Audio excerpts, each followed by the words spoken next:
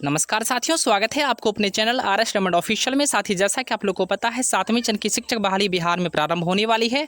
ऐसे में शिक्षक भर्तियों के बीच में डॉक्यूमेंट्स को लेकर बहुत ज़्यादा कन्फ्यूजन है। बहुत सारे साथियों का कमेंट सेक्शन में हमें कमेंट भी देखने को मिल रहा था। बहुत सारे साथियों का कॉल्स और मैसेज भी मेरे नंबर पर आ रहे थे। फाइनली साथी मैंने सोचा है आपको इस वीडियो के माध्यम से जो भी शिक्षक भर्तियों को शिक्षक नियोजन में डॉक्यूमेंट्स लगेंगे वो सारे के सारे डॉक्यूमेंट्स पर आज हम लोग चर्चा करने वाले हैं। इसलिए वीडियो आपके लिए बहुत ही ज़्यादा हेल्पफुल होने वाली है, तो वीडियो को स्किप किए बिना अंत तक जरूर देखिए। लेकिन उससे पहले साथी एक छोटा सा रिक्वेस्ट भी होगा आपसे, अगर आप चैनल पर नए हैं तो जरूर चैनल को सब्सक्राइब कर लीजिए और बेल आइकन को जरूर प्रेस कर लीजिए। साथ ही जैसा कि आप लोग ऊपर में यहाँ पे देख पा रहे होंगे कि 7वीं चरण शिक्षक नियोजन जैसा कि एक लेटर जारी किया था शिक्षा विभाग के माध्यम से, जिसमें जुलाई अंत में आपका विज्ञापन जारी हो जाएगा। अगस्त से आपकी आवेदन प्रक्रियाएं भी आरंभ हो सकती है। साथ में आपकी काउंसलिंग भी सितंबर अक्टूबर तक होने के चांसेस दिखाई दे रहे हैं। यानी कहीं ना कहीं काउंसलिंग में जाने से पहले आपको सारे डॉक्यूमेंट्स को हर हाल में आपको उपलब्ध कर लेने होंगे। इसी संबंधित अपडेट इस वीडियो में हम लोग आज लेने वाले हैं। तो साथ ही सबसे पहले यहाँ पे देख लीजिए, क्लास 10th का आपके पास अंक प्रमाण पत्र ओरिजिनल होने चाहिए और मूल प्रमाण पत्र भी आपके पास होने चाहिए। अगर मूल प्रमाण पत्र नहीं है तो प्रोविजनल से भी काम चल जाता है, लेकिन आप जरूर आप जिस भी विद्यालय से 10th पास आउट किए हैं वहाँ पर जाइए। मूल प्रमाण पत्र आपको हेडमास्टर के माध्यम से वहाँ पे आपको उपलब्ध हो जाएंगे।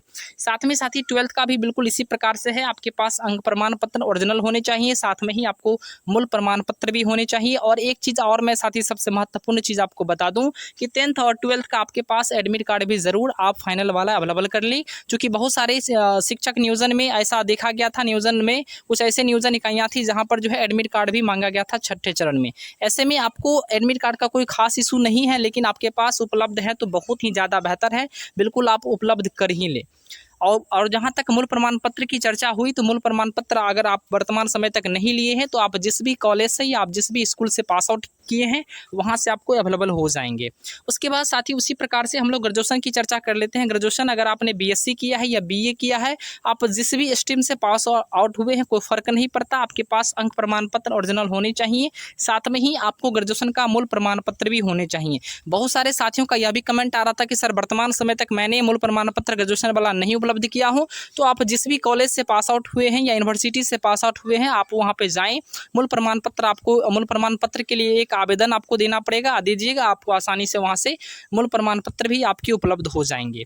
उसके बाद साथ ही सबसे महत्वपूर्ण बिंदु मैं आपको बता दूं, प्रशिक्षण के लिए बहुत सारे साथियों का कमेंट आ रहा था कि सर प्रशिक्षण के लिए कौन कौन से डॉक्यूमेंट्स लगेंगे। तो ये 10th 12th के साथ साथ ग्रेजुएशन आपको चाहिए। यानी 1 to 5 में अगर आप आवेदन करना चाहते हैं तो 10th और 12th ही आपके चाहिए, लेकिन आप 6 to 8 में आवेदन करना चाहते हैं तो आपको आपके पास ग्रेजुएशन के भी सर्टिफिकेट होने ही चाहिए।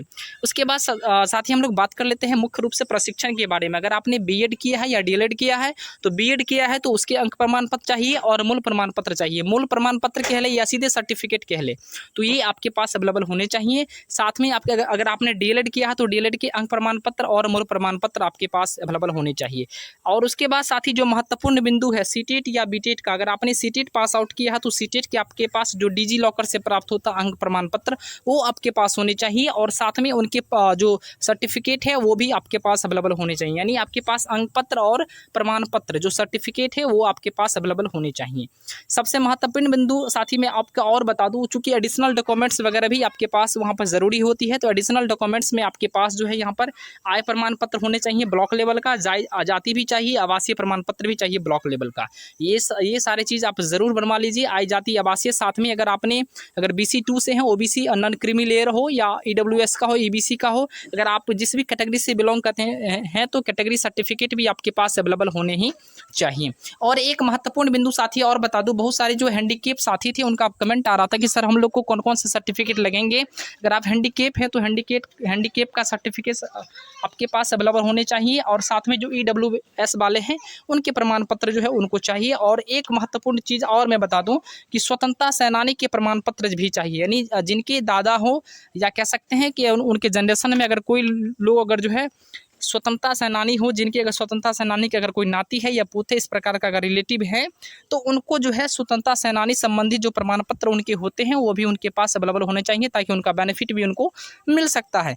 कुल मिलाकर साथ ही आपको 10th 12th ग्रेजुएशन प्रशिक्षण ये सब के सर्टिफिकेट आपको ओरिजिनल चाहिए और एडमिट कार्ड भी ज़रूर आप फाइनल ईयर का अवेलेबल कर उसके बाद सीटेट हो या बीटेट हो, सीटेट या बीटेट के आपके पास अंक प्रमाण पत्र और मूल प्रमाण पत्र चाहिए। और एडिशनल डॉक्यूमेंट्स में आपके पास आय, जाति, आवासीय प्रमाण पत्र, हैंडीकेप का, अगर हैंडीकेप है तो हैंडीकेप वाला चाहिए।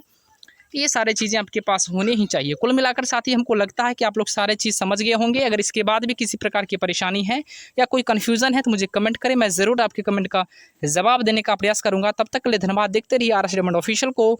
जय हिंद, जय भारत।